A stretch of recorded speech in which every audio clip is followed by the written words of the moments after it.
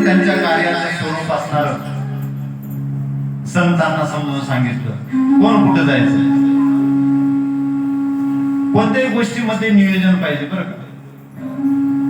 अगोदरपासून होतं नियोजन होतं म्हणूनच संतांचा अवतार झाला. ज्याचं त्याच्या मनावर सोडलं तर तसं चालत नाही बरं का. नियोजनानं कार्य करावं लागतं. कोणतंही असू द्या, परमार्थ असू द्या किंवा प्रपंच असू द्या. आपल्याला दिवसभर काय काम करायचं ते हे सकाळी ठरीत बसत जमत नाही. त्यासाठी काय करावं लागतं, अगोदर संध्याकाळी ठरवावं लागतं.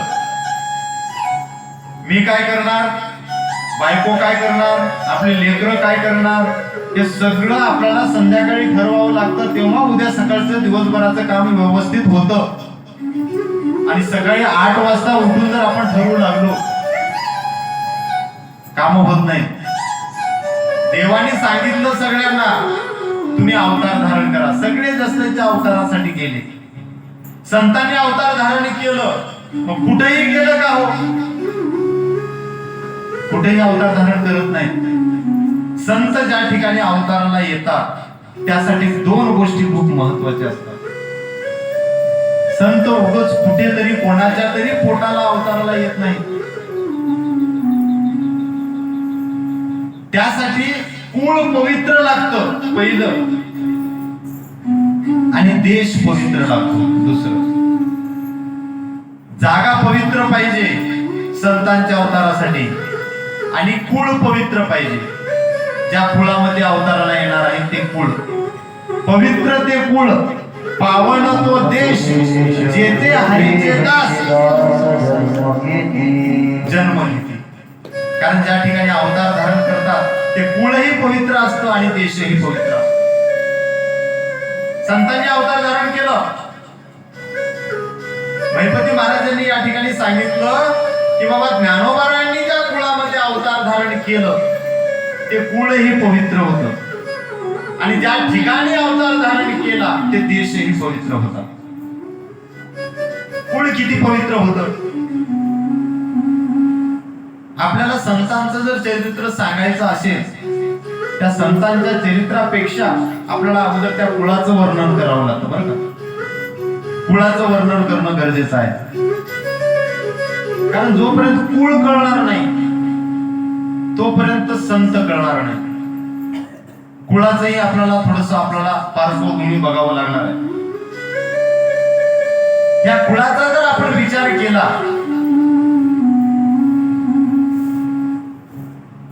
तर आपेगावचे असणारे कुलकर्णी हरिहर पंत जावळे, आपेगावचे असणारे कुलकर्णी हरिहर पंत जावळे. ज्ञानोबारायांचं आडनाव हे मूळ असणारं जावळे आहे. कुलकर्णी हे आडनाव नाही, कुलकर्णी ही पदवी आहे. त्यांच्याकडे कुलकर्णी पद होतं. आजूबाजूचे जे 10-5 गावं असायचे, त्या गावाचा मुखिया म्हणून एखाद्याला नेमायचं आणि त्याला ते पद दिलं जायचं, कुलकर्णी पद. आणि ते पद असणारे या हरिहर पंतांकडे होतं, म्हणून असणारे त्यांना कुलकर्णी ही म्हणायची. त्या हरिहर पंतांना 3 अपत्य. एकाचं नाव रामचंद्र पंत, दुसऱ्याचं केशव पंत, आणि तिसरी मोहिनीबाई मुलगी होती. मोहिनीबाईंचा विवाह झाला आणि केशव पंतांची मुंज झाली. मुंज झाल्यानंतर ते वारले. राहिले रामचंद्र पंत. त्या रामचंद्र पंतांच्या पोटी एक बाळ गोपाळ पंत. गोपाळ पंतांना एक मुलगा, त्यांचं नाव त्र्यंबक पंत. आणि त्या त्र्यंबक पंतांना 2 मुलं, एक गोविंद पंत, दुसरे हरिहर पंत. हरिहर पंत ही युद्धामध्ये वारले. युद्धामध्ये काम करायचे सैन्य म्हणून. राहिले गोविंद पंत. आणि गोविंद पंतांच्या पोटी जन्माला आले ते विठ्ठल पंत, म्हणजे ज्ञानोबारायांचे वडील. आणि जे गोविंद पंत होते ते विठ्ठल पंतांचे वडील, म्हणजे ज्ञानोबारायांचे आजोबा.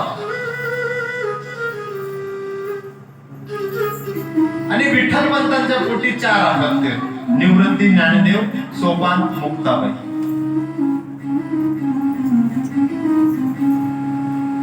गोविंद पंतांचा विवाह मीराबाई यांच्याशी झाला. मीराबाई आणि गोविंद पंत हे दोघं मोठे श्रद्धाळू होते, भगवंताची भक्ती करणारे होते, कथा कीर्तन श्रवण करणारे होते. शुद्ध भाव होता त्यांचा, अंतःकरणातून भक्ती करायच्या, सेवा करायची. पण नियतीला काय मान्य होतं माहित नव्हतं, पण त्यांना अपत्य व्हायला तयार नव्हतं. पोटी बाळच पाहत नव्हतं. खूप भक्ती करायच्या, संतती होत नव्हती म्हणून चिंता करायच्या. आपल्या पोटी काहीतरी एखादी तरी संतती झाली पाहिजे. चारित्र्यवान होते पण संतती होत नव्हती. गोविंद पंतांना वाटले की आपल्या पोटी एखादी तरी संतती झाली, आपला वंश समोर गेला पाहिजे. म्हणून त्यानं गोविंद पंतांनी 12 वर्ष नदीमध्ये उभं राहून गायत्री मंत्रांचं पुनश्चरण केलं, गायत्री मंत्रांचं जप केलं. 12 वर्ष. त्या 12 वर्षाचे केलेलं तप, 12 वर्षाच्या नंतर एक तप घडतं बरं का, एक तप पूर्ण होतं. त्या तपाचा प्रसाद म्हणा, त्यांच्यावर असणारा गहिनीनाथांची कृपादृष्टी होती, गहिनीनाथांचा अनुग्रह होता. माहित नव्हतं, पण जे विठ्ठलपंत होते आपेगावचे आणि जे रुक्मिणी माता होती आळंदीच्या, त्या दोघांच्याही आई वडिलांना जो कृपा आशीर्वाद होता तो गहिनीनाथांचाच होता. एकमेकांना माहित नव्हतं, पण गहिनीनाथांचा कृपा आशीर्वाद होता. मग या तपाचा परिणाम म्हणा, गहिनीनाथ स्वामी एका दिवशी घरी आले. अलख निरंजन,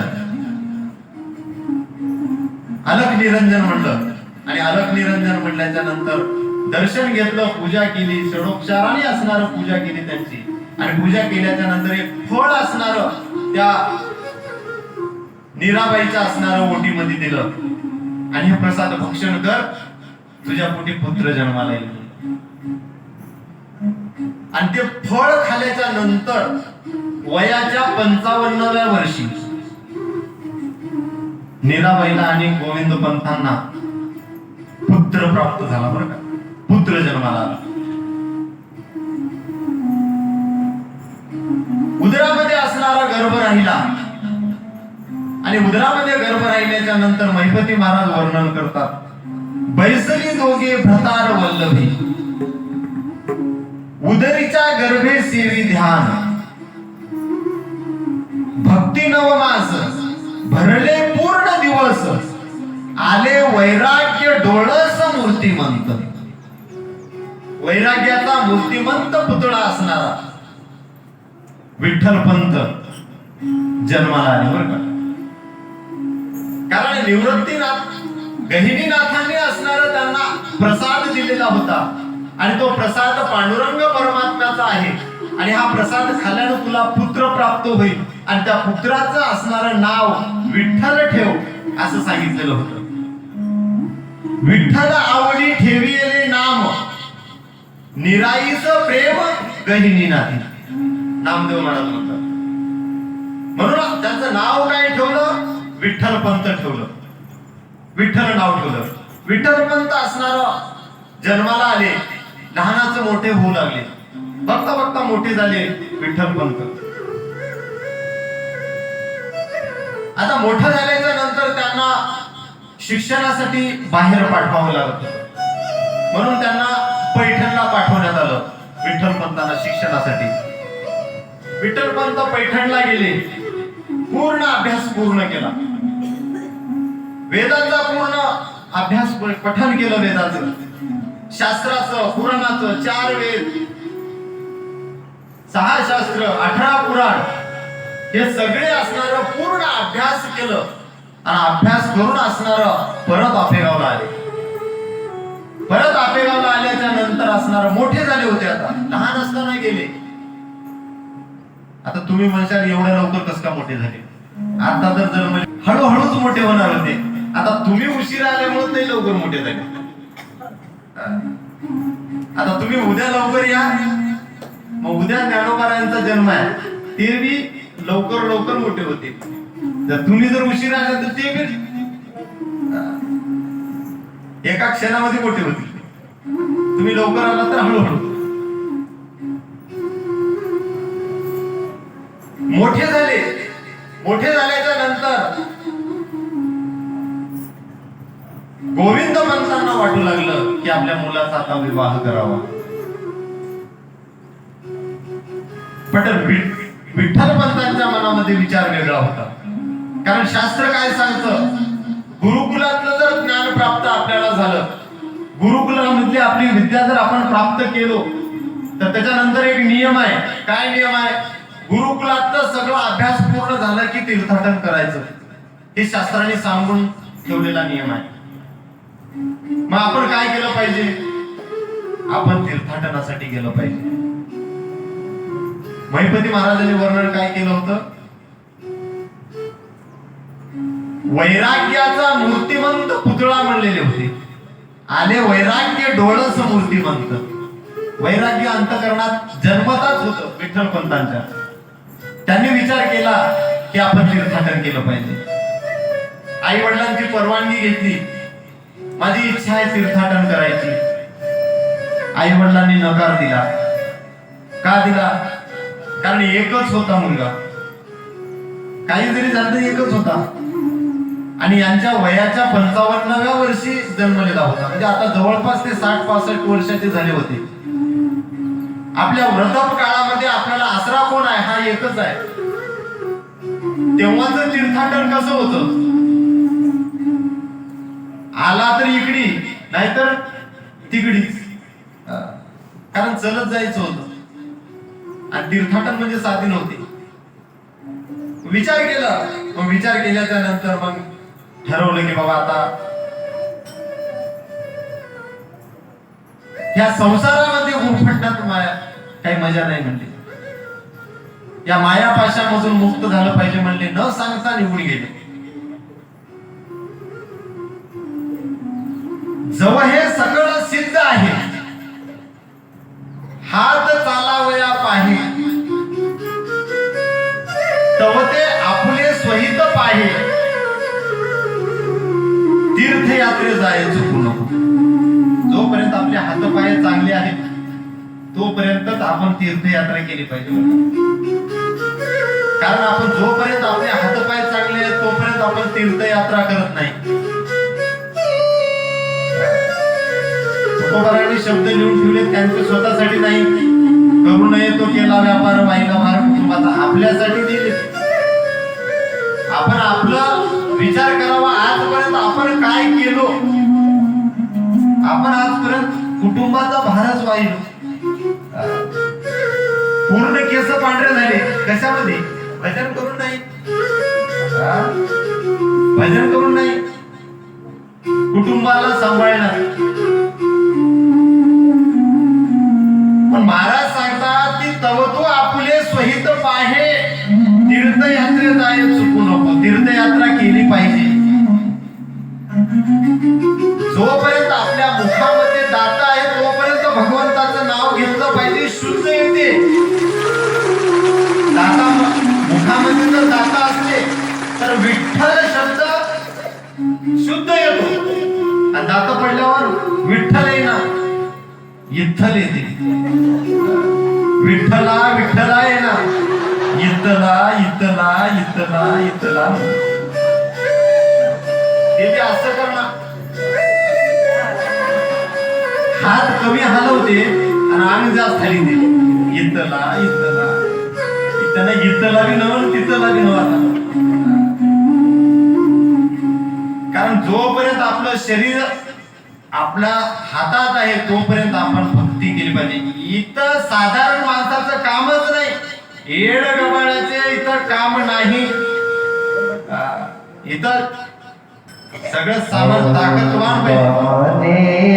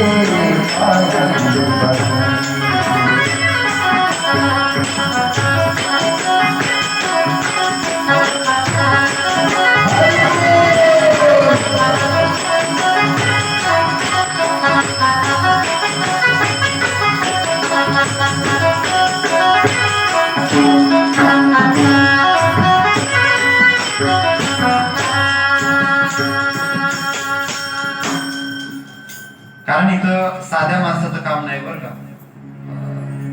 म्हणून असे जे तरुण असतात त्यांना भाग्यवंत म्हणले बरं का. तरुणा भाग्यवंत नटे हरी कीर्तना. जे कीर्तनामध्ये नाचतात, जे कीर्तनामध्ये नटतात त्यांना भाग्यवंत म्हणले. तरण्याला बरं का, म्हातारा भाग्यवंत म्हणलं नाही किंवा वृद्ध भाग्यवंत म्हणलं नाही. तरुणा पाहिजे इथं.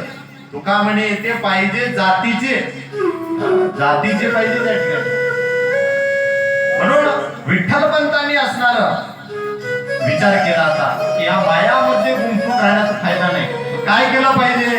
तीर्थयात्रा केली पाहिजे. न सांगता निघाली आणि न सांगता निघून तीर्थाटन केलं. अगोदर उत्तरेकडले भाग तीर्थाटन करत करत निघाले. अगोदर द्वारका केली, द्वारकेचे दर्शन घेतलं, सुदामपुरी बघितली, माधव तीर्थ पाहिला, भालुका तीर्थ पाहिलं, मुचकुंदाची गुफा पाहिली. करत करत करत महाराष्ट्रात आले. महाराष्ट्रातलेही असणारे तीर्थाटने बघितलं. सप्तशृंगी मातेचं दर्शन घेतलं. नाशिकला गेले, पंचवटी कपालेश्वरांचं असणारं दर्शन घेतलं.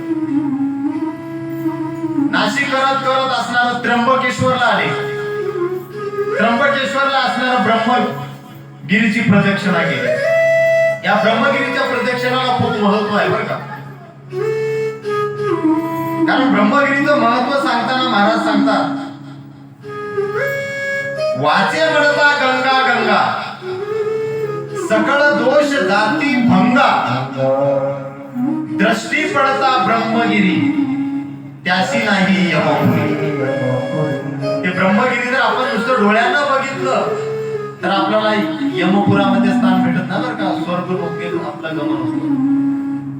हे सामर्थ्य त्या ब्रह्मगिरीमध्ये आहे. त्या ब्रह्मगिरीची प्रदक्षिणा केली. तिथून भीमाशंकराला गेली. भीमाशंकराचं दर्शन घेतलं आणि भीमाशंकराचं दर्शन घेऊन आळंदीत आले. आणि आळंदीत आल्याच्या नंतर त्या सिद्धेश्वरांचं दर्शन घेतलं. आळंदी हे गाव पुण्यभूमी ठाव, दैवताचे नाव सिद्धेश्वर. सिद्धेश्वरांचं दर्शन घेतलं, इंद्रायणीचं स्नान केलं आणि देवळामध्ये एका ठिकाणी विश्राम करू लागले. विठ्ठलपंत आळंदीमध्ये येऊन दर्शन घेऊन मंदिरामध्ये विश्राम करू लागले. इकडं काय झालं? इकडं सिद्धोपंत होते आणि त्या सिद्धोपंत असणाऱ्या दर्शनासाठी मंदिरात आले. आणि मंदिरात आल्याच्या नंतर दोघांची भेट झाली. बघितलं विठ्ठलपंतांना, सिद्धोपंतांनी बघितल्याच्या नंतर मोठा महात्मा दिसतो. तेज पुंज असणारं शरीर, चेहऱ्यावर असणारा लख प्रकाश. बघितलं कुठला तरी मोठा महात्मा दिसतोय म्हणून दर्शन घेतले. दर्शन घेतल्याच्या नंतर विचारपूस केली. विचारपूस केल्याच्या नंतर सांगितलं आम्ही आफेगावचे तीर्थाटन करत करत या ठिकाणी आलो आणि विश्रांतीस थांबलो. त्यावेळी सिद्धोपंतांनी मनात विचार केला की आपण गृहस्थ आश्रमी आहोत आणि गृहस्थ आश्रमामध्ये आपण असल्याच्या नंतर आपले काही नियम आहेत, आपला काही धर्म आहे. गृहस्थ आश्रमामध्ये काय धर्म आहे? अतिथी देवो भव, अतिथींची पूजा करणं, अतिथींची सेवा करणं हा आपला धर्म आहे आणि तो धर्म आपण केला पाहिजे. म्हणून विठ्ठलपंतांना विनंती केली की आपण आपल्या घरी यावं, माझ्या घरी चढावं आणि आम्हाला थोडस तुमची सेवा करण्याची संधी द्यावी. सिद्धोपंतांनी विनंती केली. कारण शास्त्रामध्ये काही नियम आपल्याला सांगितलेले आहेत. अग्निमुखी हवन न करील देवता पूजन, प्राप्त वेळी भोजन ब्राह्मणांचे. अग्निमुखी हवन पूर्वीचे आमचे माता वर्ग करत होते बरं का. स्वयंपाकाला बसले, भाकर केले, भाकर करण्याच्या अगोदर काय करत होते? चिपट करत होते. ते भाजो किंवा न भाजो चिपट करत होते आणि चुलीत टाकत होते. का? अग्निमुखी हवन. संध्याकाळच्या टाइमला दिवस मावळल्याबरोबर घरामध्ये दिवा लावत होते. दिवा नसला तर अगरबत्ती का होईना पण लावली पाहिजे बरं का. आता काही काही घरामध्ये देवघरच नाही, दिवा कुठं लावा.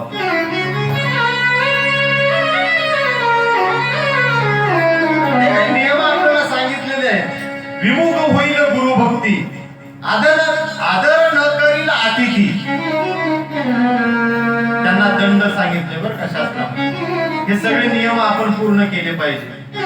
सिद्धोपंतांनी विचार केले की आपला विठ्ठलपंतांना घरी नेलं पाहिजे. विठ्ठलपंतांना घरी घेऊन गेले आणि विठ्ठलपंतांना घरी नेल्याच्या नंतर त्यांना अतिथीच्या पद्धतीने असणारे जे काय ते षोडोपचार त्यांची पूजा केली, त्यांना भोजन करून घातलं, त्यांना विश्रांतीसाठी असणारं त्यांची आसन व्यवस्था केली आणि त्यांना असणारं त्या ठिकाणी विश्रामासाठी थांबवले. थांबवल्याच्या नंतर विठ्ठलपंत त्या ठिकाणी आराम करत आहेत. सिद्धोपंत आपल्या स्थळावर आराम करत आहेत. पण रात्री काय झालं? रात्री असणारं सिद्धोपंतांना स्वप्न पडलं आणि स्वप्नामध्ये पांडुरंग परमात्मा आले आणि सिद्धोपंतांना सांगू लागले की सिद्धोपंत, तुमच्या घरी जे गृहस्थ आलेले आहेत ते सामान्य नाहीत, अवतारी आहेत आणि त्या विठ्ठलपंतांना मीच पाठवलेलं आहे आणि तुमची जी कन्या आहे, जे उपवर झालेली आहे, तिला तुम्ही विठ्ठलपंतांना अर्पण करा. स्वप्न पडलं. आता हे स्वप्न पडलं सिद्धोपंतांना. कारण स्वप्न सगळ्यांना पडतात आणि वारकरी संप्रदायामध्ये स्वप्नाला खूप महत्व आहे. कारण सगळ्यात मोठी क्रांती जर मोठं झाली तर ते स्वप्नामध्ये झाली बरं का. तुकोबारांना जो अनुग्रह प्राप्त झाला स्वप्नात झाला. नामदेवे गेले स्वप्नामागे लागे, सवे पांडुरंगे येवोनिया. नाथबाबांना जो रामायणासारखा पवित्र ग्रंथ लिहिण्याचा जो अनुग्रह झाला तो स्वप्नामध्ये सांगितलं, आदेश दिला की तुम्ही रामायण लिहा म्हणून.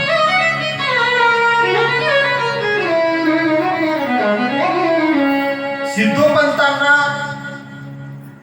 स्वप्न पडलं. एका ठिकाणी अशीच कथा चालू होती बरं का. त्या ठिकाणी कथा ऐकण्यासाठी एक व्यक्ती आला होता. एवढा ऐकला आणि दुसऱ्या दिवशी आपल्या मामाच्या घरी गेला.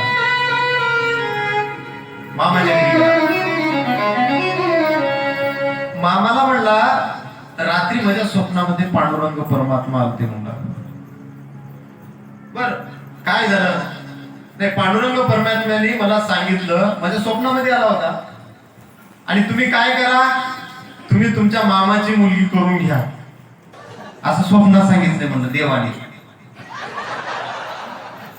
तर म्हणलं हुंडा नको मामा, फक्त पोरगी द्या मला. देवाने सांगितलंय, मजा म्हणचं नाही म्हणलं, मजा म्हणचं नाही, देवाने सांगितलंय. असं का? ठीक आहे. मामा म्हणला ठीक आहे, तुम्ही मुक्काम करा आजचे दिवस. आता आज संध्याकाळी मला बी स्वप्नात येऊन सांगतील, तेव्हा मी सांगेल म्हणला की बाबा तुम्ही सांगला काय, कोणी जरी सांगलं तर याला पोरगी द्यायला म्हणला. कारण स्वप्न, आपले स्वप्न हे पूर्ण होणारे नसतात, आपले स्वप्न हे क्षणिक असतात, पण संतांचे स्वप्न तसे नसतात.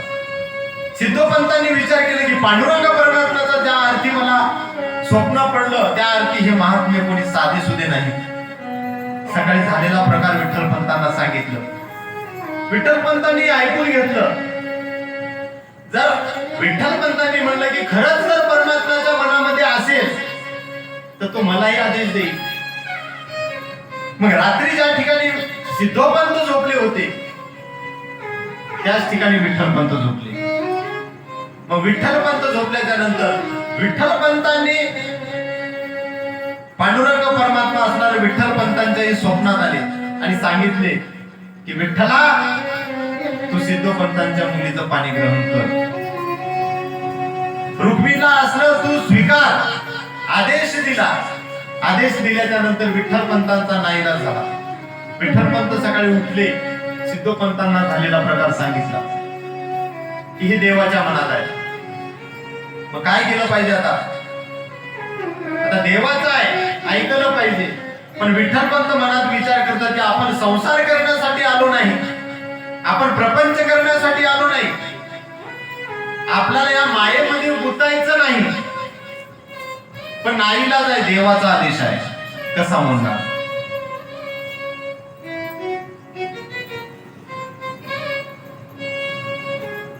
शास्त्र काढलं, पुराण काढलं, तिथी बघितली, शुभ मुहूर्त निघाला आणि शुभ मुहूर्तावर असणार त्या ठिकाणी विठ्ठलपंतांचं आणि रुक्मिणी मातेचं विवाह ठरवण्यात आला. सगळं एवढं लवकर लवकर झालं की ते आपेगावपर्यंत सांगावं आणि गोविंद पंतांना मीराबाईंना इकडे बोलून घ्यावं तेवढेही वेळ नव्हता त्या तिथीमध्ये. म्हणून दोघांचा असणारा एक चांगल्या मुहूर्तावर असणारा विवाह संपन्न झाला, विठ्ठलपंतांचं आणि रुक्मिणी मातेचं.